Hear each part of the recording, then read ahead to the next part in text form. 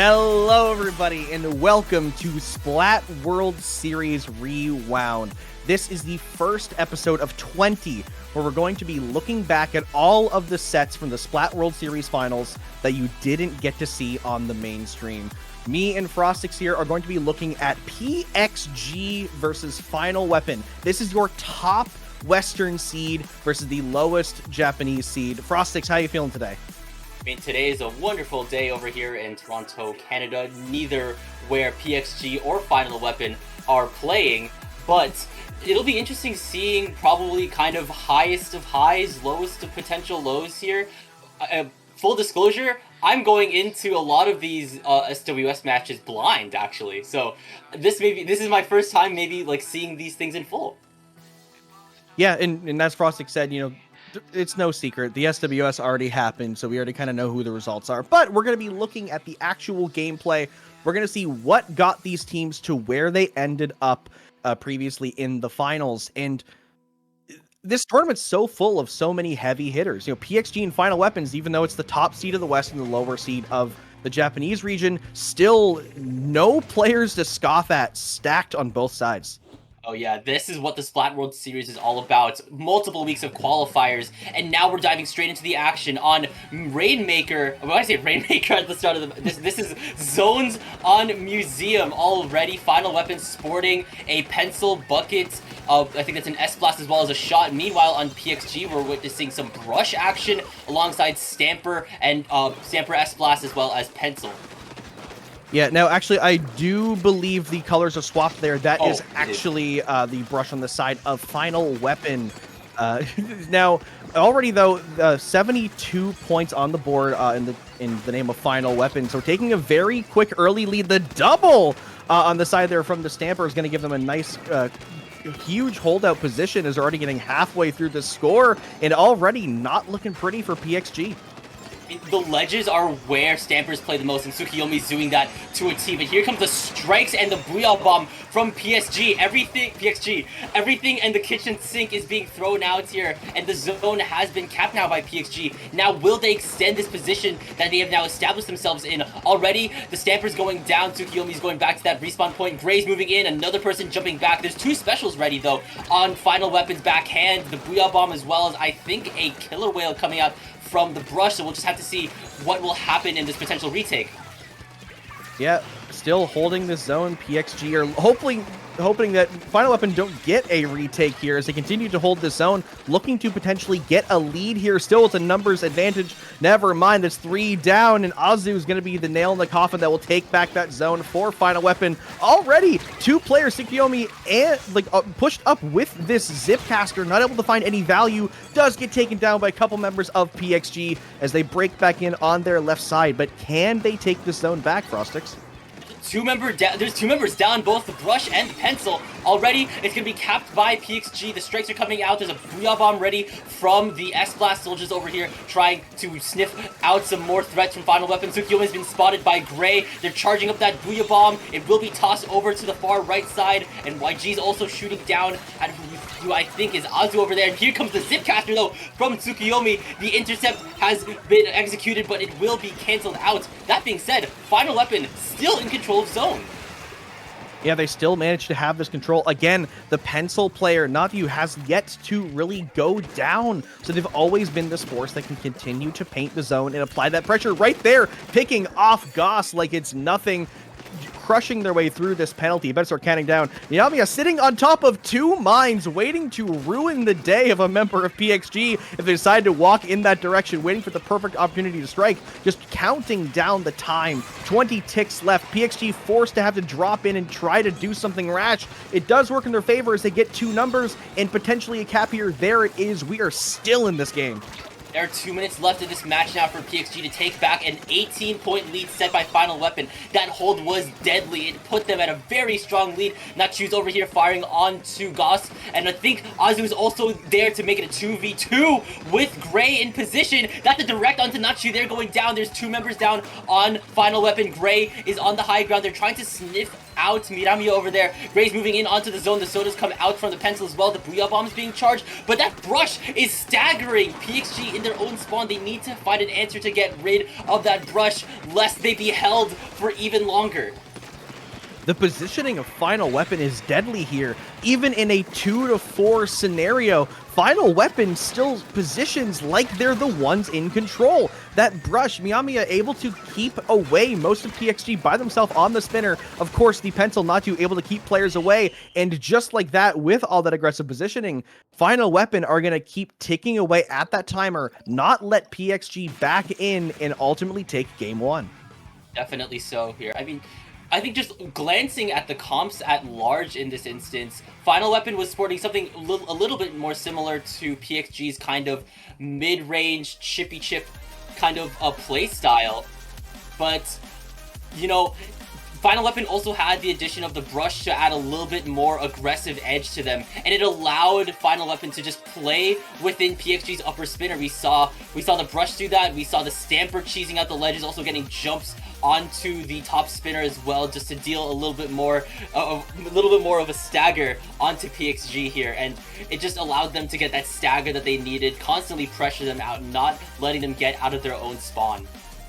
Yeah, and not only that stagger, it seems like PxG, all four of their players are in one of two scenarios, or one of three scenarios. They're either dead, they are distracted, or they're just being completely out-pressured. There is never really a scenario that Final Weapon gave PxG to really kind of get in there. Obviously, PxG had some huge holds, but Final Weapon, again, numbers didn't mean a thing to them. It was just the pressure was always ready to be applied. Already getting into game two here. We have Mahi Resort, a couple of weapon swaps coming out, and let's see how they're going to run it this time.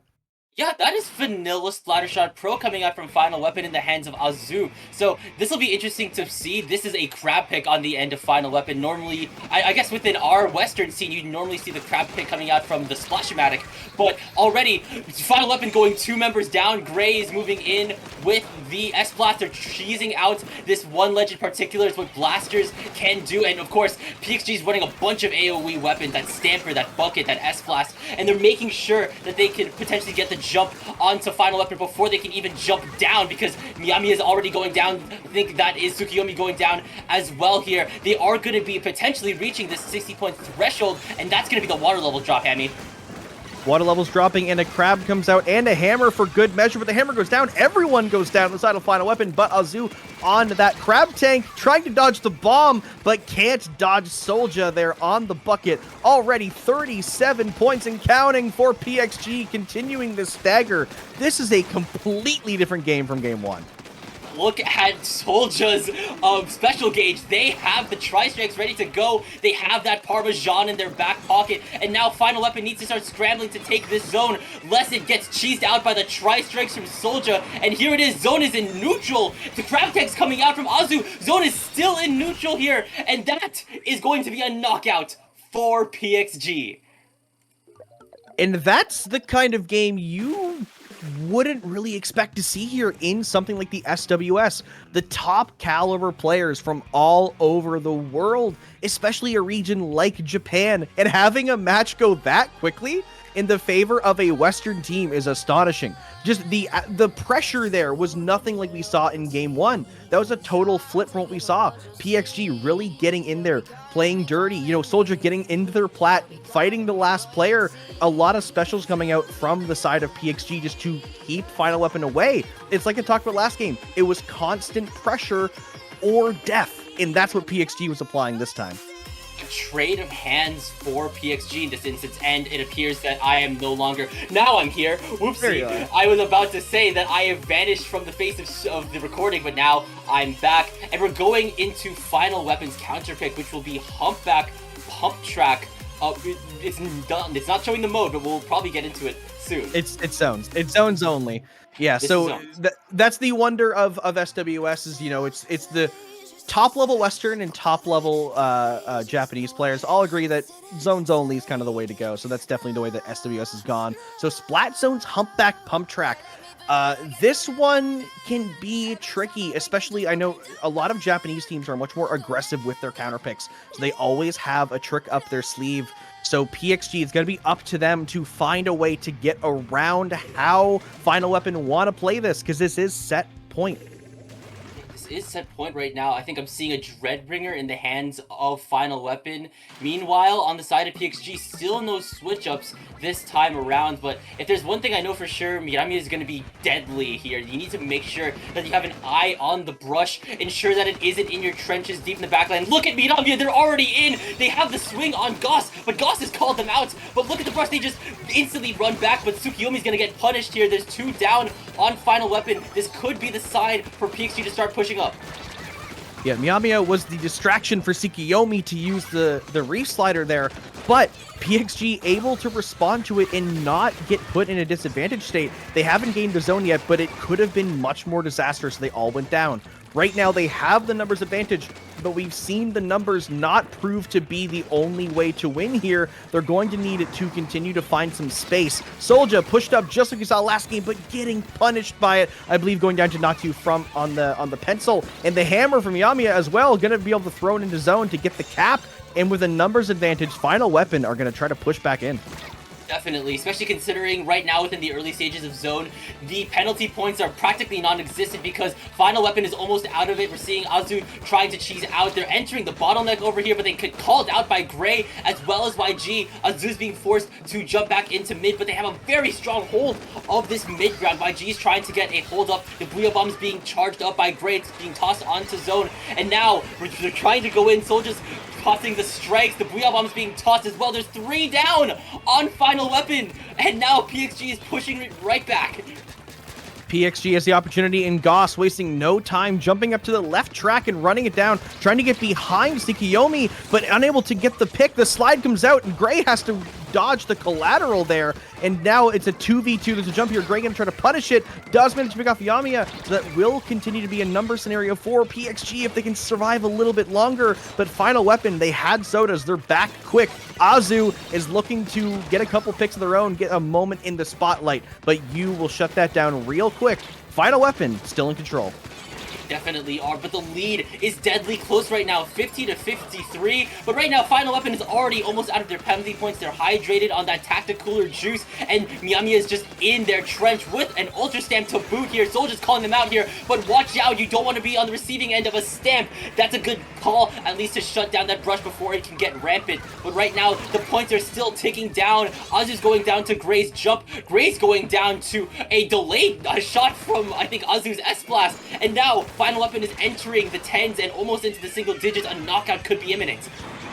Yeah, 10 ticks left, though. Here comes the strikes from PxG. That will keep the timer alive for a little bit longer, giving a few more points than they were hoping for to Final Weapon, again, due to an unfortunate lag kill, which is bound to happen when you have teams playing from all across the world in the set, from the US, from Europe, from Japan. It's going to be a nightmare for connection, but PxG in control. Goss looking to kind of keep this left side clear. Miyamiya on that side, ready to fight. Azu actually going back and picking off player of PxG that was on the wrong side. Tsukiyomi gets canceled on the slider. Just players going down on each side. A bit of a scramble. PxG still in control, but missing those numbers.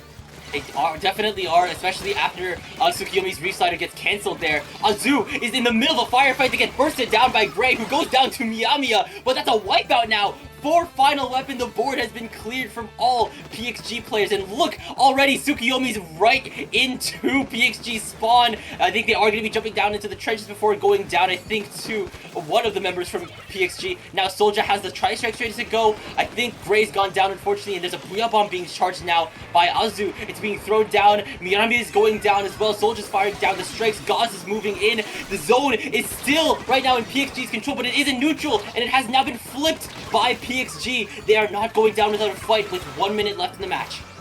I thought that was going to be it. There was a hammer, there was a slider, but PxG found a way to make the zone pink and keep this game alive. As you say, less than a minute now, 40 seconds on the clock. Booyah goes up by Gray. You're going to camp these sodas, see if any players of Final Weapon opt to go for it, but the slider coming in for Tsukiyomi will come around the backside, get that zone once again in the green. Final Weapon are looking to just keep PxG away for the next 30 seconds, maybe get a couple picks along the side. Gray in a bad position, getting picked off by 3 players. Final Weapon are going to work together to systematically take out each member of PxG in these last few ticks before this game ends. PxG needs something right now because it's looking like no, they will flip it last second. Frostiix, they're going to overtime. Flip coming from PxG, but it's a mountain to climb if you are them, because look, there's a reef slider coming from Tsukuyomi for the last intercept, which means with 1 point left on their score, Final Weapon is taking the 3rd and final game in the set. Well, it seems like I cursed them. I said we were going overtime, and with 1 second left, we see Final Weapon get the cap. Again, that slider from Tsukuyomi coming in clutch, just repeated sliders on the zone throughout the game. Not all of them finding as much value. PxG did a really good job at preventing those sliders from being catastrophic. But right there at the end, that last slider is what matters most. Close only matters so much, but in a game like Splatoon, it comes down to that last second, as always. Definitely. PxG was throwing their entire arsenal of zone flipping specials. They threw out 3 strikes as well as the Booyah Bomb, 4 different displacement and large paint covering specials at the zone. But then, it's like you said, it doesn't really matter when you have so little time to work with, and with a reef slider that's coming in. I do just gotta give a shout out for Tsukuyomi for just being very, very proactive throughout this entire match here. Humpback is a mode that sloshers can thrive in with just the sheer amount of ledges that they can do. We saw that they were willing to push up even further up to PxG's spawn to kind of just be the stagger for Final Weapon within maybe those last couple ticks of the game as well. Yeah, and unfortunately, if you're a fan of PxG or a Western player voting for the West, that was Final Weapon taking that set. Again, a close one. PxG dominated that second game, and games 1 and 3 were relatively close. They had a lot going for them, so it really could have swung either way, but Final Weapon able to clutch it out. Now, that is the only set we have for you today. Again, we are rewatching every unstreamed set from the Splat World Series Finals. This is one of 20 games that we're going to be showing you here on IPL's YouTube channel. So if you're watching this one and this is the only one out, keep an eye on IPL's YouTube channel. There are going to be many, many high-level Splatoon matches for you to watch coming out throughout the rest of the week. Definitely so here. Just looking at these games can really give you a good sense of how, say, other high-level teams plays, how other high-level international teams play as well, because, you know, I think it is, like, we've seen kind of maybe like a sort of drastic kind of shift on how maybe Final Weapon and PxG plays here. So, you know, picking up strategies for maybe your team could be really useful. I can say this as myself, as someone that is part of a low-level team. Yeah. So that being said, that's all for us. I've been Hammy, joined by Frostiix. Before we go, Frostiix, any last thoughts about the set, or are you ready to send the viewers off and go watch our next sets that are going to be uploaded on YouTube? I mean, if you're watching this in a clearly organized playlist that will probably be made by IPL, maybe, get some popcorn, get some drinks, be refreshed like both PxG and Final Weapon were, because there's probably going to be 19 more pre-recorded, there's going to be 19 more sets for you to watch in the rest of the Splat World Series. So, of course, stay tuned for more.